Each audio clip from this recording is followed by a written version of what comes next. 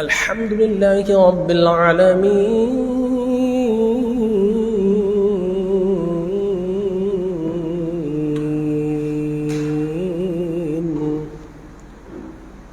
والصلاة والسلام على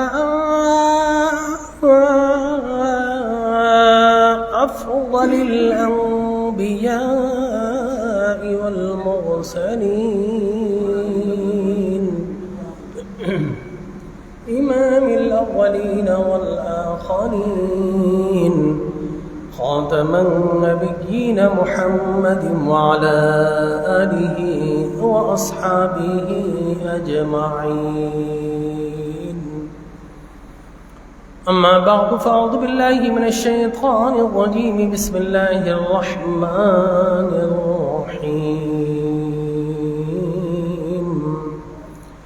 صراط الذين أنعمت عليهم غير المغضوب عليهم ولا الضالين.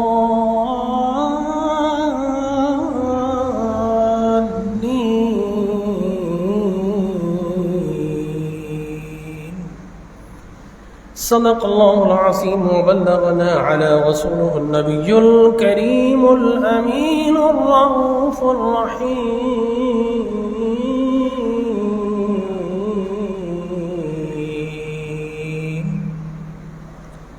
اما بعد، انتہائی محترم مکرم القاری المقری علامہ قاری محمد اشفاق سعیدی صاحب زید مجدہ اور مسجد میں موجود جملہ حاضرین و سامعین کرام، السلام علیکم ورحمۃ اللہ وبرکاتہ۔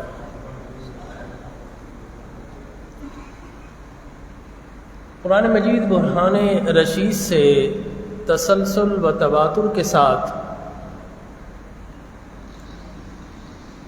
کئی جمعوں سے عقیدہ توحید و رسالت بیان کرنے کی سعادت حاصل کر رہا ہوں، اور میری آیت استدلال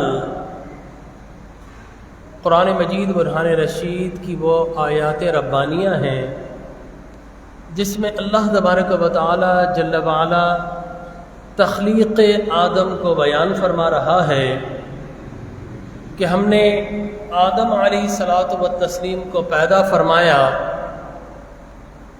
اور معیار توحید یہ قرار پایا کہ اب آدم جو نبی ہے اس کو مان کر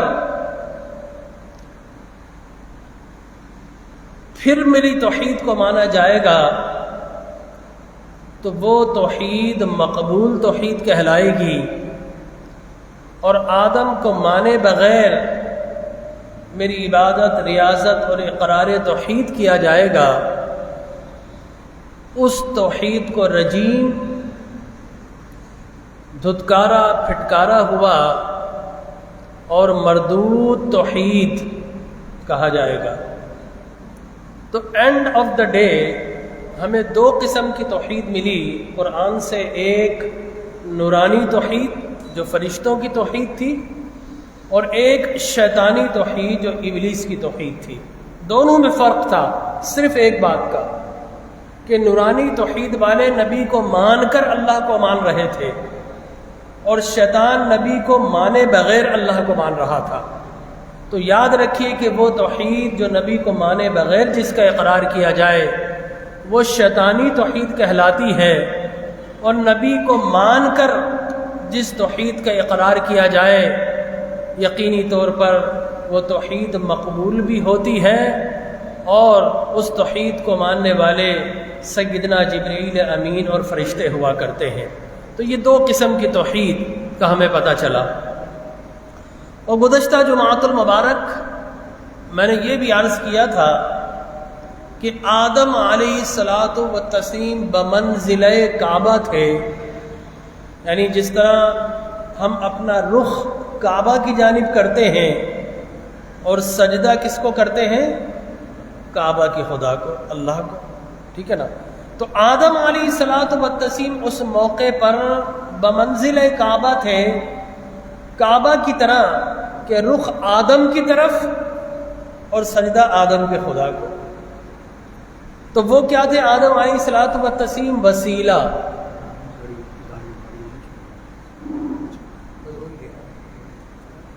صلی اللہ علیہ وسلم. تو جس طرح کعبہ خدا نہیں، اسی طرح آدم بھی خدا نہیں. جس طرح کعبہ خدا نہیں، اس کو ہم رخ سجدہ بناتے ہیں، اسی طرح وہاں پر آدم بھی خدا نہیں، انہیں رخ سجدہ بنایا گیا اور سجدہ خدا کو کیا گیا. اب کعبہ کیا ہے؟ وسیلہ. تو آدم علیہ الصلوۃ والتسلیم کو وسیلہ بنا کر وہ سجدہ حقیقت میں کس کو تھا؟ اللہ تبارک و تعالیٰ کو. تو معلوم ہوا کہ اللہ نے تخلیق انسان کے ساتھ ہی بتا دیا کہ اب نبی کے وسیلے سے مجھے مانو گے تو توحید مقبول ہوگی، نبی کے وسیلے کے بغیر اقرار کرو گے تو توحید مردود ہوگی. آدم علیہ الصلوۃ والتسلیم کو اللہ نے تخلیق فرمایا تو عالم یہ تھا کہ فرشتے آدم علیہ الصلوۃ والتسلیم جہاں جاتے فرشتے ان کے پیچھے پیچھے. آدم ادھر گئے تو فرشتے پیچھے، ادھر گئے تو فرشتے پیچھے. حضرت آدم علیہ الصلوۃ والتسلیم نے سوال کیا، عرض کی، اے رب باری، یہ فرشتے ہر وقت میرے پیچھے کیوں رہتے ہیں؟ کہا، اے آدم، یہ فرشتے نور سے بنے ہیں، فرشتے نورانی مخلوق ہیں، اور ظاہر ہے کہ نور کی جانب اٹریکٹ کرتا ہے. نور کی جانب اٹریکٹ کرتے ہیں. جس طرح آپ نے دیکھو کہ آگ جلائی، دیا سلائی، وہ دوسری لکڑی پہ لگائی تو وہ بھی روشن، وہ بھی جل اٹھتی ہے. آگ سے اٹریکٹ ہوتی ہے. بیعینی اسی طرح کہا کہ نور سے اٹریکشن لیتا ہے. اے آدم، یہ فرشتے تیرے پیچھے اس لیے ہیں، نورانی ہیں، اور تیری پشت کے اندر جو نور مصطفیٰ جگمگا رہا ہے، حقیقت میں فرشتے تیرے پیچھے نہیں ہوتے، اس نور کی زیارت کر رہے ہوتے ہیں. تو فرشتے نور مصطفیٰ کی زیارت کرتے تھے.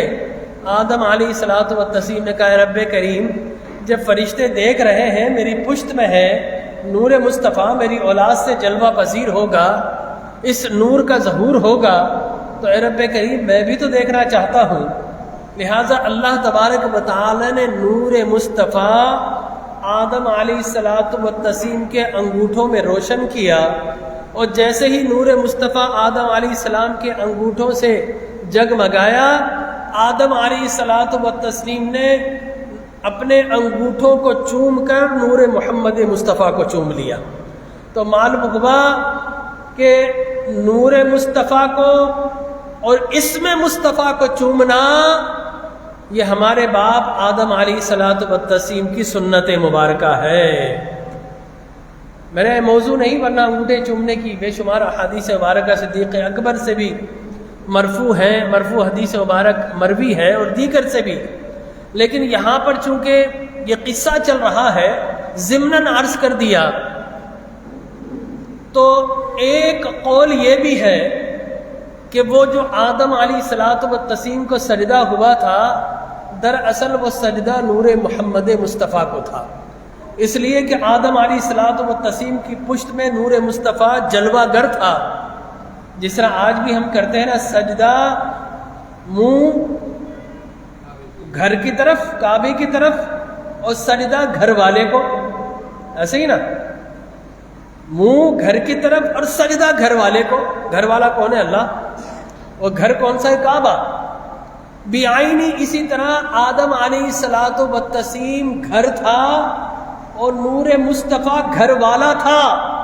لہذا منہ گھر کی طرف اور سجدہ گھر والے کے لیے. تو کہا گیا کہ گھر والا کون تھا؟ نور مصطفیٰ. اور گھر کیا تھا؟ آدم علیہ الصلوۃ والتسلیم. تو امام قسطلانی شارح بخاری نے فرمایا کہ وہ سجدہ دراصل نور محمد مصطفیٰ کو تھا، وسیلہ آدم علیہ الصلوۃ والتسلیم کا تھا.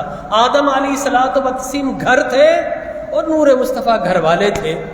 لہٰذا اللہ نے اوائل تخلیق انسان ہی میں وسیلے کی اہمیت کو اجاگر فرما دیا۔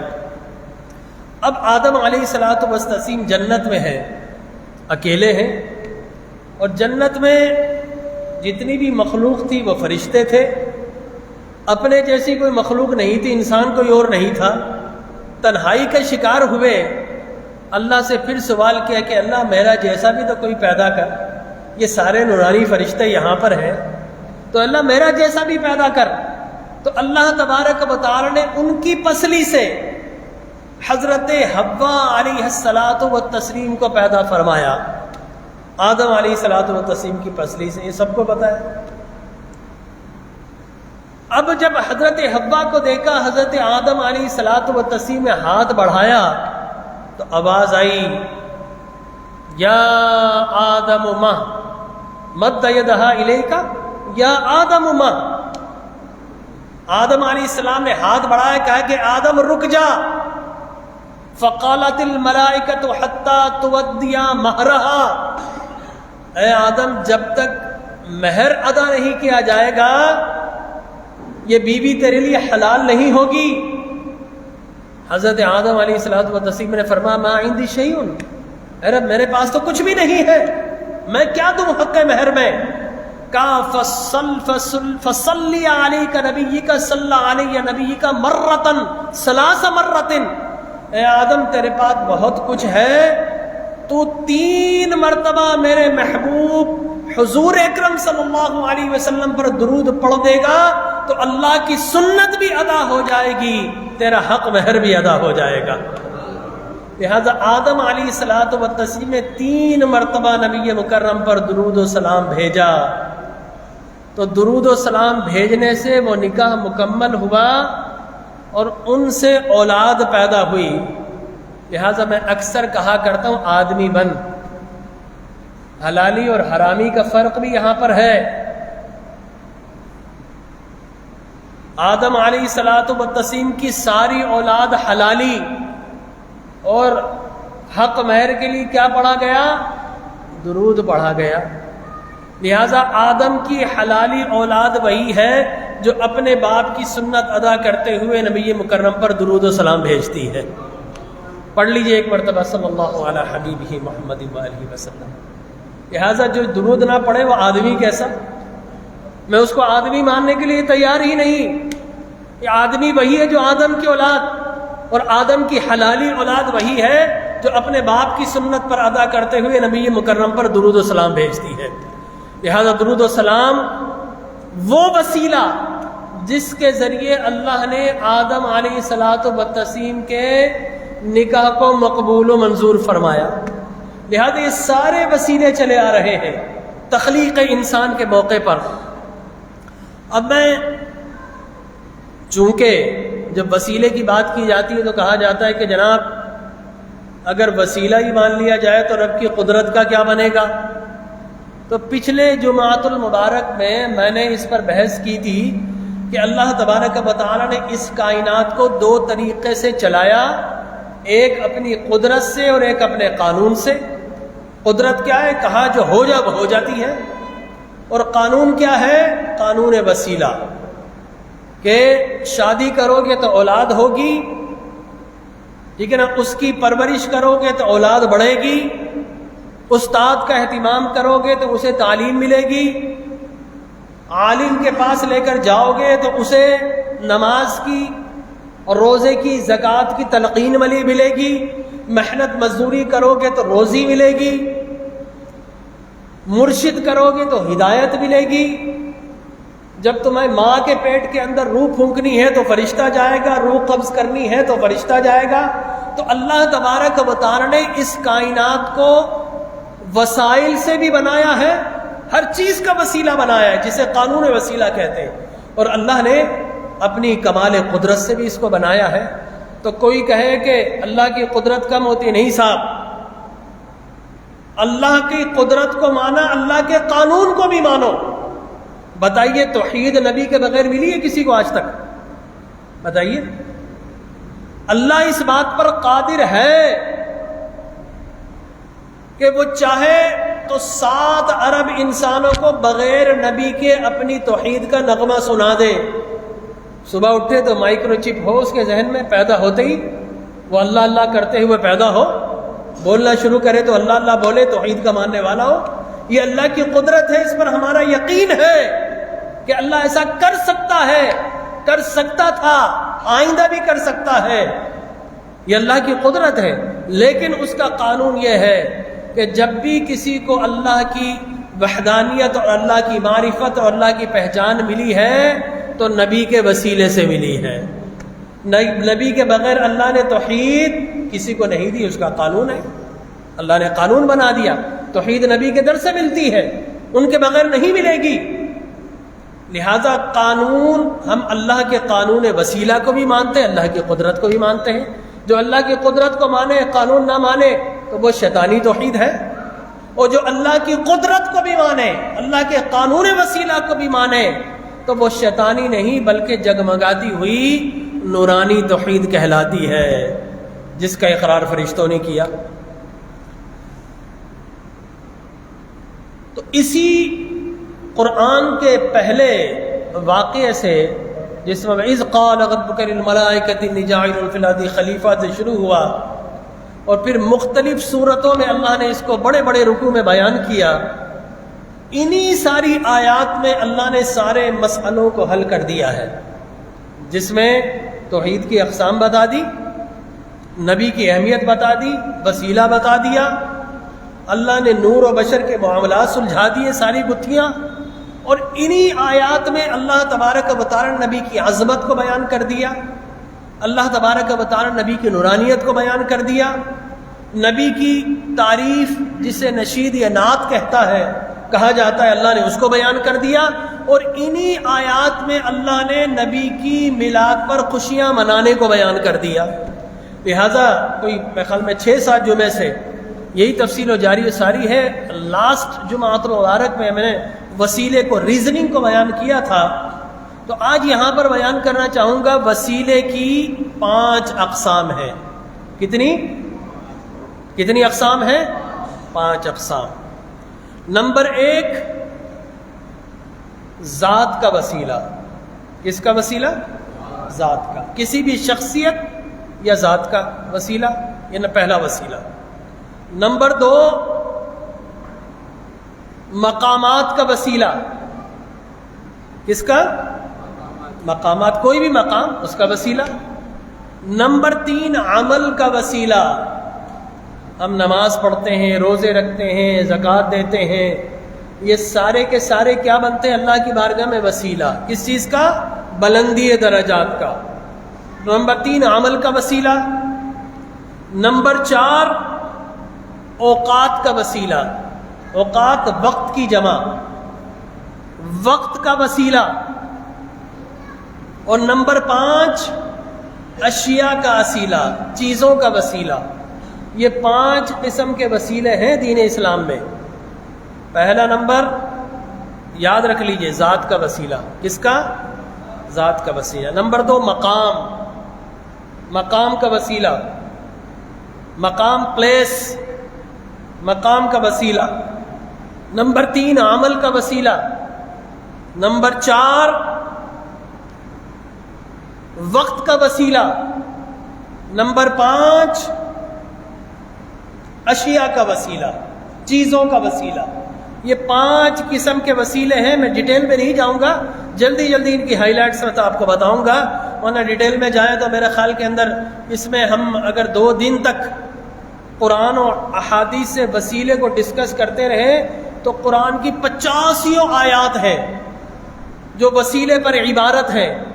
احادیث مبارکہ سینکڑوں ہیں کہ صحابہ کس طرح نبی سے وسیلہ کرتے تھے، دنیاوی امور میں بھی اور دنیا سے بڑھ کر ما برائے عقل، ما برائے اسباب وسیلہ. آگے یا رسول اللہ بارش نہیں ہو رہی، بارش برسا دیجئے. یا رسول اللہ پینے کو پانی نہیں ہے، آپ پانی کی کوئی سبیل کر دیجئے. پتہ چلا پانی انگلیوں سے نکل رہا ہے، آنکھ کا ڈھیلا نکل آیا، ڈاکٹر کے پاس نہیں گئے، رسول اللہ کے پاس آ گئے، رسول اللہ کچھ کیجئے. حضور لعاب دہن لگاتے، قطادہ کی آنکھ کا ڈھیلا لٹک رہا تھا، بغیر کسی اینستھیٹک سرجن کے، بغیر کسی اینستھیٹک، بغیر کسی سرجن، بغیر کسی او ٹی یا آپریشن تھیٹر کے رسول مکرم صلی اللہ علیہ وسلم لعاب دہن لگا کر وہ آئی بال جو پوری لٹک جاتی ہے وہ اس آربٹ کے اندر لگاتے ہیں تو قتادہ آنکھیں جھپکاتے ہوئے کہتے ہیں باخدا یہ آنکھ تو پہلے سے بھی بڑھ کر روشن ہو گئی۔ تو یہ بے شمار وسیلے ہیں، میں اگر اسی طرف چل نکلوں گا تو انشاءاللہ آپ کی سبحان اللہ نہیں تھمے گی۔ میرے نبی کی شان ایسی اللہ نے بنائی ہے، ٹھیک ہے نا۔ کوئی صحابی آ گیا، ٹانگ ٹوٹ گئی، او بھائی جاؤ کسی حکیم وید کے پاس، نہیں یا رسول اللہ آپ سے بڑھ کر حکیم کون ہے؟ آپ سے رسول اللہ لعاب دہن لگاتے ہیں تو ٹوٹی ہوئی ٹانگ جوڑ جاتی ہے۔ ایک صحابی آ گئے کہ یا رسول اللہ، حضور اکرم صلی اللہ علیہ وسلم سے مل کر باہر نکلے اور دیکھا گھٹا ٹوپ اندھیرا، عشاء کے بعد گھر کیسے جائیں؟ سرکار کے پاس آ گئے، یا رسول اللہ بڑا اندھیرا کیسے جاؤں، کچھ انتظام کر دیجئے۔ حضور کے پاس تو ایک چراغ تھا صاحب، اس میں تیل ڈالنے کے لیے تیل موجود نہیں تھا، لیکن صحابی کا ایمان تھا کہ حضور میری بگڑی کو سنوار سکتے ہیں، میری مشکل کشائی کر سکتے ہیں۔ حدیث مبارک میں آیا سیضیء، کہ پھر رسول مکرم صلی اللہ علیہ وسلم نے درخت کی ٹہنی توڑ کر صحابی کے حوالے کر دی، اور صحابی فرماتے جیسے ہی وہ ٹہنی لے کر میں نکلا، خدا کی قسم میرے پچھلے 10 قدم بھی روشن ہو گئے، اگلے 10 قدم بھی روشن ہو گئے۔ تو صحابہ تو استفادہ کرتے تھے، وسائل بناتے تھے سرکار دو عالم۔ تو ایسی سینکڑوں حدیث مبارک اس طرف چل نکلا تو بہت حدیثیں یاد آ رہی، میں اس طرف نہیں چلتا، لیکن 5 اقسام کی جانب میں آتا ہوں۔ ذات کا وسیلہ، سب سے پہلے ہم کس کی ذات کا وسیلہ دیتے ہیں؟ اللہ کی، اس کی ذات اور اس کی صفات کا وسیلہ بناتے ہیں۔ اے اللہ تیری ذات بڑی اعلیٰ ہے، تیری ذات کا وسیلہ، تیری صفات بڑی اعلیٰ ہے، اللہ تیری صفات کا وسیلہ، تیری قدرت کا وسیلہ، تیری ندرت کا وسیلہ، تیری وحید کا وسیلہ، تیری توحید کا وسیلہ، اے اللہ تیری اولیت کا وسیلہ، تیری ابدیت کا وسیلہ، تیری رحیمی کا وسیلہ، تیری کریمی کا وسیلہ، اے اللہ تیری قدرت کا، تیری ندرت کا، تیری سبوحیت کا، تیری رحمانیت کا، تیری پاکیزگی کا، تیری رحیمیت کا، تیری قدوسیت کا وسیلہ، اے رب کریم میرے فلاں کام کو آسان فرما دے۔ تو ہم سب سے پہلے کس کی ذات کو وسیلہ بناتے ہیں؟ اللہ کی ذات کو۔ اور اللہ کی صفات، یہ وحدانیت کیا ہے؟ اللہ کی صفت ہے۔ توحید کیا ہے؟ اللہ کی صفت ہے۔ سمدیت کیا ہے؟ اللہ کی صفت ہے۔ سبوحیت کیا ہے؟ اللہ کی صفت ہے۔ سماعت کیا ہے؟ اللہ کی صفت ہے۔ بصارت کیا ہے؟ اللہ کی صفت ہے۔ رحیمی کیا ہے؟ اللہ کی صفت ہے۔ تو جب ہم وسیلہ پیش کرتے ہیں تو اللہ کی بارگاہ میں اللہ کی ذات کو بھی وسیلہ بناتے ہیں اور اللہ کی صفات کو بھی وسیلہ بناتے ہیں۔ اور اللہ کی صفات قدیم میں قرآن بھی ہے، ہم قرآن کو بھی وسیلہ بناتے ہیں کہ اللہ تیرے قرآن کا صدقہ ہماری بگڑی کو سنوار دے۔ تو ہم اللہ تبارک و تعالی کی ذات و صفات کو وسیلہ بناتے ہیں۔ اللہ تبارک و تعالی کی ذات کے بعد ہم انبیاء کرام کی ذوات مقدسہ کو وسیلہ بناتے ہیں، انبیاء کرام کو، ٹھیک ہے نا جی؟ بس ٹھیک ہے، صلی اللہ علیہ حبیب۔ سب سے پہلے ذات کے وسیلے میں کس کی ذات کو وسیلہ ہم بناتے ہیں؟ اللہ تبارک و تعالی کی ذات کو۔ اور اس کے بعد اشرف المخلوقات، ہر انسان اشرف المخلوقات نہیں، یاد رکھ لیجئے۔ ہم کہتے تھے جناب میں ہر انسان جو ہے اشرف المخلوقات، نو، انسانوں میں معیارات ہیں۔ انبیاء کے بعد جو مقام آتا ہے وہ فرشتوں کا آتا ہے۔ فرشتے معصوم ہیں، انبیاء بھی معصوم ہیں۔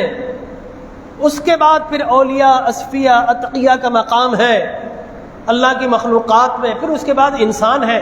ہاں آن دا ہول ہم یہ کہہ سکتے ہیں اللہ نے انسان کو اشرف المخلوقات بنایا، اور اس لیے اشرف المخلوقات بنایا کہ اللہ تبارک و تعالی نے اپنی ساری مخلوق میں جو سب سے بہترین جس کو تخلیق کیا اس آمنہ کے لال محمد عربی کو اللہ نے ہمارے درمیان پیدا فرمایا. اس لیے ہمیں شرف ملا ہے، اس لیے ہمیں عظمت ملی ہے، اس لیے انسان اشرف المخلوقات ہے، ورنہ ہر انسان اشرف المخلوقات نہیں. یاد رکھ لیجئے، ہم بڑا زوم کرتے ہیں کہ صاحب ہم اشرف المخلوقات. نو، اشرف المخلوقات ہم اس لیے ہیں کہ ہمیں نسبت غلامی محمد مصطفیٰ حاصل ہے. ورنہ آپ بتائیے ایک مسلمان اور کافر برابر ہو سکتا ہے؟ ایک کلمہ گو اور نون کلمہ گو برابر ہو سکتا ہے؟ اسی طریقے سے ایک گناہ گار اور ایک متقی برابر ہو سکتا ہے؟ نہیں ہو سکتا. آگے چل کر انشاءاللہ ربیع الاول آ رہا ہے، میں نبی کی شان کی طرف آؤں گا، لیکن اس وقت موضوع یہ ہے کہ اللہ کی ذات و صفات وسیلہ اور اس کے بعد انبیاء کرام کی ذوات اور شخصیات وسیلہ. چنانچہ میں نے جنت کا ماحول آپ کو بتایا اس سے پہلے کہ کس طرح آدم علیہ الصلوۃ والتسلیم کو فرشتوں نے وسیلہ بنایا اور سجدہ تعظیم کیا. آدم علیہ الصلوۃ والتسلیم زمین پر آئے اور روایات میں آتا 300 سال تک اندھیرا رہا. گریہ آدم بڑا مشہور. آدم علیہ الصلوۃ والتسلیم روتے رہے. جنت میں روشنیاں تھی، زمین پہ آئے تو اندھیرا تھا، اور کہاں جنت کہاں یہ زمین. وہ گریہ زاری کرتے رہے، توبہ و استغفار کرتے رہے. اللہ تبارک و تعالیٰ قرآن میں فرماتا فَتَلَقَّى آدَمُ مِن رَبِّهِ كَلِمَاتٍ فَتَابَ عَلَيْهِ إِنَّهُ هُوَ التَّوَّابُ الرَّحِيمُ. اللہ نے آدم کو کچھ چیزیں یاد کروا دی. فَتَلَقَّى آدَمُ مِن رَبِّهِ كَلِمَاتٍ، کچھ کلمات یاد کروا دیے. فَتَابَ عَلَيْهِ، ان کلمات سے انہوں نے توبہ مانگی تو اللہ تبارک و تعالیٰ فرماتا ہے کہ میں نے ان کی بخشش و مغفرت فرما دی. حالانکہ آدم علیہ الصلوۃ والتسلیم زمین پر تشریف لائے تو سورہ اعراف میں بتایا گیا وہ اسی وقت ہی جب اللہ نے شیطان کو بھی بلایا، ما منعک ان تسجد ما لک الا تکون مع الساجدین، جب میں نے حکم دیا تھا تو نے سجدہ کیوں نہیں کیا؟ شیطان نے دلائل پیش کیے، آرگومنٹس دیے، حجت پیش کی کہ یہ مٹی کا بنا ہوا، میں آگ کا بنا ہوا. جیسے ہی اس نے عقیدہ اپنا بیان کیا، عمل تو ہو چکا تھا سجدے سے انکار، لیکن یہ کہا نا کہ یہ آگ مٹی سے بنا ہوا، میں آگ سے بنا ہوا، یہ عمل نہیں، یہ شیطان کا عقیدہ تھا. اور پہلا دنیا کا نیا عقیدہ، بدعتی عقیدہ ایجاد کرنے والا شیطان تھا، جس نے خود کو اعلیٰ اور برتر سمجھا، معاذ اللہ نبی کو کمتر سمجھا. جیسے ہی اس نے کہا فخرج منا فإنک رجیم، اچھا تو ایسا عقیدہ رکھتا ہے، تو شیطان عمل سے نہیں نکالا گیا، شیطان غلط اور گندے عقیدے سے نکالا گیا. لہٰذا اللہ نے قیامت تک کے لیے اسے جنت سے بے دخل کر کے دھتکارا اور پھٹکارا ہوا بنا دیا. اب آدم علیہ الصلوۃ والتسلیم سے بھی غلطی ہوئی. فوسوس الیہ الشیطان، قرآن کی آیات ہے کہ وسوسہ شیطان نے ڈالا اور آدم علیہ الصلوۃ والتسلیم نے وہ درخت کھا لیا، اس کا پھل کھا لیا. جیسے ہی کھایا تو اللہ نے طلب کیا کہ آدم میں نے منع کیا تھا ولا تقربا، اسے قریب مت جانا، هذه الشجرة فتكون من الظالمین، ورنہ تم خسارہ اٹھانے والوں میں سے ہو جاؤ گے. آدم علیہ الصلوۃ والتسلیم نے کوئی آرگومنٹس پیش نہیں کیے، کوئی دلیل، کوئی ایویڈنس، کوئی حجت، کچھ پیش نہیں کیا. کیا کہا؟ ربنا ظلمنا انفسنا وان لم تغفر لنا وترحمنا لنکونن من الخاسرین، کہ اللہ بس تو معاف فرما دے، اگر تو نے معاف نہیں کیا میں ظلم کر بیٹھا ہوں، مجھ سے خطائے اجتہاد ہو گئی ہے، اے رب کریم تو معاف کر دے، تو نے معاف نہیں کیا تو مجھ سے بڑھ کر خسارے والا کون ہوگا. تو آدم علیہ الصلوۃ والتسلیم نے اسی وقت توبہ کر لی تھی، لیکن فرمایا کہ نہیں، نیچے اترو، قلنا اہبطوا منہا جمیعا، نیچے اترو. تو آدم علیہ السلام اور حضرت حوا کو معافی کے باوجود نیچے اتار دیا گیا، زمین پر بھیج دیا گیا. لیکن ایک بات آپ بھی سن لیجئے، آدمی وہی ہے، آدم کی اولاد وہی ہے، کوئی غلطی ہو جائے نا تو ایک دوسرے سے معافی مانگ لیا کرو. یہ عقل ہے نا، عیار ہے، 100 بھینس بدلتی ہے. آرگومنٹس پیش کرتے ہیں، چونکہ چنانچہ ایسا تھا تو میں نے ایسا کر دیا، ویسا تھا تو میں نے ویسا کر دیا۔ یاد رکھیے، اپنی غلطی پر حجت پیش کرنا اور اسے دلائل بنانا۔ ہمارے عباسی صاحب موجود ہیں یہاں پر، میں عباسی صاحب آپ کی بات نہیں کہ ایک اور عباسی موجود ہے وہاں پر، کوئی غلطی ہو جائے تو آرگومنٹس پیش کرتے ہیں۔ نو، اگر غلطی اس کا اقرار کر لے، غلطی پر دلائل نکالنا، حجتیں پیش کرنا، ریزننگ دینا اور اس کے اوپر خوبصورت الفاظوں کا پیکج کر کے اپنی غلطی کو چھپانا، یہ یاد رکھ لیجئے یہ شیطان کی علامت ہے۔ اور غلطی ہو جائے معافی مانگ لے تو یہ آدم علیہ الصلوۃ والتسلیم کی سنت مبارکہ ہے۔ تو اب غلطی ہو جائے مان لو یار، کیا مسئلہ ہے؟ آپ اپنی ناک کے پیچھے پڑے ہو، اپنی آخرت کا بھی کبھی سوچا ہے؟ یہ میری ناک، میری ایگو۔ آپ کو پتہ ہے مرنے کے بعد انسان کو قبر میں اتار دیا جائے، سب سے پہلے کون سا پارٹ آف دا باڈی انسان لوز کرتا ہے؟ پتہ ہے کیا ہے؟ سب سے پہلے انسان کی ناک، یہ کارٹیلیج، یہ دو قسم کی بون ہے، ایک سافٹ بون یہ اور ایک ہارڈ بون یہ۔ تو سب سے پہلے یہ کارٹیلیج ہے ناک۔ کبھی کسی کھوپڑی کا دیکھ لیجئے، اگر کسی کی پوسٹ مارٹم کے لیے لاش اس کی جو ہے وہ کھولی جائے، قبر کھولی جائے، قبر کشائی جسے بولتے ہیں، تو سب سے پہلے مردے کی کیا چیز ضائع ہوتی ہے؟ ناک۔ یہ ایگو، یہ انانیت۔ لہٰذا آدمی وہی ہے جو غلطی ہو جائے تو معافی مانگ لو۔ انگریزوں نے کتنا اچھا سسٹم بنایا، سسٹم تو ہمارا تھا، وہ کوئی بات ہو جائے فوراً بولتے ہیں سوری۔ ہم کیوں نہیں کہہ سکتے؟ اور صاحب اردو میں برا لگتا ہے تو انگلش میں کہہ دیا کرو سوری، ورنہ اردو میں کہے بھائی معافی ہو گئی، معافی کر دے، غلطی ہو گئی، مجھ سے غلطی ہو گئی۔ کیا جاتا ہے آپ کا؟ آپ یقین کیجئے کہ دوسرا اتنا مطمئن ہو جاتا ہے کہ اس کے چہرے کا غصہ ایک دم سے ختم ہو جاتا ہے معافی مانگنے سے، اور اس کے چہرے پر اسمائل اور مسکراہٹ آ جاتی ہے۔ تو یاد رکھیے کہ فقط آپ نے جس کی غلطی کی وہی فقط نہیں مسکراتا، کائنات کا خدا بھی مسکراتا ہے، معاف فرما دیتا ہے۔ وہ بھی مسکرانے کا معاملہ اپنے بندے سے راضی ہو جاتا ہے، خوش ہو جاتا ہے۔ تو آدمی وہی ہے جو غلطی ہو تو معافی مانگ لے۔ تو میں عرض یہ کر رہا تھا کہ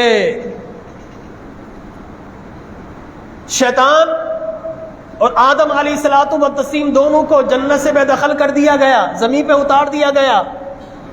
300 وہاں تو آدم علیہ السلام نے معافی مانگ لی تھی فوراً، اس کے باوجود اللہ نے زمین پر اتار دیا۔ اور یہ یاد رکھ لیجئے وہ آدم سے خطائے اجتہادی ہوئی تھی، کوئی فتویٰ نہ لگا دیجیے آپ۔ دیکھو آدم علیہ الصلوۃ والتسلیم کو پتا جنت میں رہنا مزہ ہے، جنت میں رہنے میں بڑا مزہ ہے، لیکن میں نیچے زمین پہ جاؤں، درخت کھاؤں، پھل کھاؤں، زمین پر جاؤں اور جا کر اولاد پیدا ہو، انبیاء آئیں اور آخر میں خاتم النبیین آئیں، یہ رب کی رضا ہے۔ جنت میں رہنا میرا مزہ ہے، زمین پر جاؤں اولاد پیدا ہو، یہ رب کی رضا ہے۔ آدم جانتے تھے کہ مزہ کچھ اور ہے، رب کی رضا کچھ اور ہے، تو آدم نے اپنا مزہ ختم کیا، رب کی رضا کے لیے پھل کھا لیا، زمین پر آ گئے اور قیامت تک کے لیے اللہ کی توحید کے ڈنکے محمد عربی نے بجا دیے۔ ٹھیک ہے نا؟ تو اس کو ذرا اس انداز سے بھی سوچئے۔ اور وہ خطائے اجتہادی اللہ نے خود فرمایا فنسیا ولم نجد لہ عزما، کہ ہم نے ان میں گناہ کا ارادہ نہیں پایا، بھول کر ان سے انہوں نے یہ کھا لیا۔ اللہ نے خود تصدیق کر دی، بھول کر کھا لیا۔ تو انبیاء کی بھول میں اتنی بڑی اللہ تبارک و تعالیٰ کی طرف سے حکمت ہوتی ہے کہ وہ نبیوں کو بھلاتا ہے اور بھلا کر ہزاروں اربوں خربوں انسانوں کو پیدا کر دیتا ہے۔ یہ اللہ کی حکمت ہے، وہ خود بھلا دیتا ہے۔ جیسا حضور اکرم صلی اللہ علیہ وسلم نے فرمایا کہ میں بھولتا نہیں ہوں، بھلا دیا جاتا ہوں۔ تو یاد رکھیے نبی کی بھول میں بھی امت کی بہتری پوشیدہ ہوتی ہے۔ جس طرح حضور نے اگر بھلا دیے نہ جاتے، بھولتے نہ، تو نمازوں میں سجدہ صاحب کس طرح پتہ چلتا؟ حضور بھولے تو سجدہ صاحب پتہ چلا اور نمازیں ہماری مکمل ہو جاتی ہیں۔ تو اللہ کے انبیاء اولیاء کی بھول کے اندر بھی امتی کے لیے بہتری پوشیدہ ہوتی ہے۔ لہذا آدم علیہ الصلوۃ والتسلیم زمین پر آ گئے، 300 سال تک گریا کرتے رہے، اللہ نے فرمایا فتلقى آدم من ربی کلمات فتاب علیہ انہ هو التواب الرحیم. تب جا کر ہم نے آدم کو کچھ الفاظ یاد کروا دیے اور فتاب علیہ ان سے انہوں نے توبہ مانگی. وہ الفاظ کیا تھے؟ حضرت آدم علیہ الصلوۃ والتسلیم کو یاد آ گیا اور انہوں نے کہا کہ اے رب کریم، یا ربی اسألک بحمی محمد لما غفرت لی، اے رب اب میں تجھ سے تیرے نبی محمد عربی کے وسیلے سے توبہ مانگتا ہوں، اللہ میری توبہ کو قبول کر لے. حضرت آدم کو وہ الفاظ یاد کروائے گئے. اللہ تبارک و تعالیٰ کا کمال انداز ہے، پوچھتا ہے کہ آدم، وہ بے نیاز ہے، آدم یہ الفاظ کہاں سے تو نے جانے؟ حالانکہ یاد اسی نے کروائے. جس طرح فرشتے صبح والے شام والے جاتے ہیں اعمال لے کر اور اللہ کی بارگاہ میں پیش کرتے ہیں، اس کا کیا مطلب کہ اللہ کو نہیں پتا؟ فرشتے ہی پہنچائیں گے تب پتہ چلے گا؟ نہیں صاحب، اللہ تبارک و تعالیٰ سمیع اور بصیر ہے، وہ غیب کا جاننے والا ہے، وہ ہر کسی کو جانتا ہے، لیکن اس کا اپنا ایک پروٹوکول ہے. وہ نبی کی عظمت کو بیان کرنے کے لیے پوچھ رہا ہے، اے آدم تو نے یہ نام کہاں سے جانا؟ تو آدم علیہ الصلوۃ والتسلیم نے کہا کہ اے رب کریم، جب تو نے مجھے تخلیق فرمایا اور میں نے آنکھیں کھولی تو میں نے عرش کے پایوں پر دیکھا کہ جہاں تیرا نام اللہ لکھا تھا، تیرے نام اللہ کے ساتھ نام نامی اس میں گرامی محمد بھی لکھا ہوا دیکھا. اے اللہ، میں جنت میں گیا تو جنت کے محلات میں دیکھا، حور و غلما کی پلکوں پہ دیکھا، رضوانہ نے جنت کے سینوں پر دیکھا، بہشت کی نہروں میں دیکھا، تو میں سمجھ گیا کہ یہی وہ نام ہے جو اللہ کو بڑا محبوب ہے. تو اب اس نام نامی اس میں گرامی محمد کے وسیلے سے میں تجھ سے توبہ کرتا ہوں، اے اللہ میری توبہ قبول فرما لے. اللہ فرماتا ہے کہ اے آدم سن، اگر میں محمد کو پیدا نہ کرتا، لما خلقت ولا خلقت شیئا ولا اسماء ولا شیئا ولا ارضا اسماء ولا ارضا، اے آدم سن، اگر میں محمد کو پیدا نہ کرتا تو نہ زمین کو بناتا، نہ آسماں کو بناتا، نہ آدم میں تجھے تخلیق فرماتا. لہذا معلوم ہوا کہ آدم علیہ الصلوۃ والتسلیم نے جیسے ہی محمد عربی کا وسیلہ دیا تو اللہ تبارک و تعالی نے دنیا کے اندھیروں کو دور کر کے پہلی مرتبہ سورج کی کرنیں نمودار ہوئیں. تو آدم علیہ الصلوۃ والتسلیم نے بے اختیار 2 رکعت نماز ادا کی اور غلامان مصطفیٰ کو قیامت تک کے لیے صبح سویرے وہی نماز فجر کی صورت میں اللہ نے عطا فرما دی. لہذا یہ آدم علیہ الصلوۃ والتسلیم کا وسیلہ، ذات کا وسیلہ یاد رکھ لیجئے. اور آپ دن میں کتنی نمازیں فرض کی گئی ہیں؟ جی، ایک تو وقت بڑی تیزی سے نکل جاتا ہے. اچھا صاحب، میں نے بتایا 5 قسم کا وسیلہ، اس کے بعد یہ بات کر کے ختم کرتا ہوں. 5 قسم کا وسیلہ، جو دیر سے آئے وہ سن لیں. نمبر 1 ذات کا وسیلہ یا شخصیت کا وسیلہ. نمبر 2 مقام کا وسیلہ، مقام پلیس، کوئی جگہ، اس کا وسیلہ. نمبر 3 عمل کا وسیلہ، نماز روزہ زکوٰۃ حج نفل سارے اعمال کا وسیلہ. نمبر 4 آپ جو وسیلہ منگاتے ہیں وقت کا وسیلہ، ٹائم ٹیبل کا وسیلہ. ٹھیک ہے نا؟ اگر بتائیے ظہر کا نماز ہو، آپ 12 بجے نماز پڑھ سکتے ہیں ظہر کی؟ نہیں، ٹائم ہوگا تو صاحب نماز پڑھیں گے، ٹائم کا وسیلہ. اور نمبر 5 اشیاء، چیزوں کا وسیلہ. تو آج کی گفتگو تو ذات کی پہلی حدیث سنائی تو وقت ختم ہو گیا، لیکن میں آپ سے یہ بیان کرنا چاہوں گا، آپ دن میں کتنی نمازیں پڑھتے ہیں؟ 5 نمازیں پڑھتے ہیں. جب حضور اکرم صلی اللہ علیہ وسلم معراج سے واپس آئے تو نماز فرض ہوئی 11-12 ہجری کے اندر. اس سے پہلے نماز نہیں تھی، فقط توحید تھی. حضور توحید پڑھاتے تھے. حضور تو نماز پڑھتے تھے لیکن بندوں پر فرض نہیں تھی. حضور کتنی نمازیں لے کر آئے؟ کتنی؟ 5. ملی کتنی تھی؟ 50 نمازیں. لوگ بولتے ہیں نبی کے انتقال کے بعد وسیلہ نہیں. بڑی عجیب و غریب بات ہے بھائی. تو اگر نبی کے وسیلے کو نہیں مانتا، کتنی ملی تھی؟ تو 50 پڑھا کر. اللہ نے تو 50 دی تھی. 5 کس کے وسیلے سے ہوئی؟ حضرت موسیٰ علیہ الصلوۃ والتسلیم. حضور جب معراج سے واپس پلٹے، چھٹے نماز پر، صحیح مسلم کی حدیث مبارک، چھٹے اسمان پر موسیٰ کلیم علیہ الصلوۃ والتسلیم کھڑے ہیں. حضور آئے اور کہا کیا لے کر آئے؟ کہا 50 نمازیں۔ موسیٰ علیہ السلام نے کہا کہ نہیں 50 میری امت چند نہیں پڑھ سکی، آپ کی امت 50 کیسے پڑھے گی؟ اے نبی واپس جائیں، اس میں کمی کروائیں۔ حضور پھر واپس چلے گئے، پھر واپس پلٹے، کہا کتنی؟ کہا 45۔ کہا پھر واپس جائیے، پھر واپس آئے، کہا کتنی؟ 40۔ 9 مرتبہ حضرت موسیٰ علیہ الصلوۃ والتسلیم کہتے رہے کہ کم کروائیے، کم کروائیے۔ حضور 9 مرتبہ اللہ کی بارگاہ میں جاتے رہے، چھٹے آسمان پر حضور بارگاہ الہی میں پھر جا رہے، پھر آ رہے، پھر جا رہے ہیں۔ آخر کے اندر 5 رہ گئی تو حضرت موسیٰ نے کہا کہ اے محمد صلی اللہ علیہ وسلم 5 بھی نہیں پڑھ پائیں گے۔ صحیح کہا تھا انہوں نے، ہم 5 نہیں پڑھ پاتے، لیکن جو پڑھتے ہیں ان کو سلام ہے، پڑھیے 5 نماز۔ کوئی میں کسی سے پوچھتا ہوں بھائی کتنی نماز پڑھی؟ میں پڑھتا ہوں۔ کتنی پڑھتا ہے؟ 1 پڑھ لیتا ہوں، 2۔ تو بھائی تو کس طرح نمازی ہے؟ نماز اللہ نے 1-2 فرض نہیں کی، 5 کی۔ کتنی کی ہے؟ تو 1 یا 2 نماز پڑھنے والا نمازی نہیں، 5 پڑھنے والا نمازی، یاد رکھیے۔ ہم 1-2 پڑھ کے بڑا فخر کرتے میں تو نمازی ہوں۔ نو سر، آپ جب پوری 5 پڑھیں گے تب آپ کا استحقاق ہے کہ آپ نمازی کہلائیں۔ تو جب 5 رہ گئی، موسیٰ کلیم علیہ الصلوۃ والتسلیم نے پڑھا، کہا کہ 5 نہیں پڑھ سکیں گے، تو حضور نے فرمایا اب مجھے اپنے رب سے حیا آتی ہے، میں اب کم نہیں کرواؤں گا۔ انشاءاللہ کچھ ہوں گے جو 5 نہیں پڑھیں گے، لیکن میری امت کے کچھ ایسے متقی ہوں گے جو قیامت تک 5 ہی پڑھتے رہیں گے۔ تو 5 موسیٰ علیہ الصلوۃ والتسلیم کے صدقے میں کم ہوئی ان کے وسیلے سے، ورنہ 50 نمازیں بھائی وسیلے کو نہ مانے 50 پڑھا کر، وسیلے کو ماننے والا 5 پڑھے۔ اور یہ 50 کیوں دی گئی اور 5 کیوں ہی؟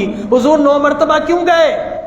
اس لیے کہ موسیٰ کلیم نے طور سینہ پر جا کر اللہ سے دعا مانگی تھی، اے رب کریم میں تیرا دیدار کرنا چاہتا ہوں، تجھے ربی ارینی انظر الیک، اے میں رب تجھے دیکھنا چاہتا ہوں۔ 9 مرتبہ دعا مانگی تھی، اللہ نے فرمایا لن ترانی، موسیٰ تو نہیں دیکھ سکتا، یہ جلوے تو ہم نے آمنہ کے لال کے لیے رکھ چھوڑے ہیں۔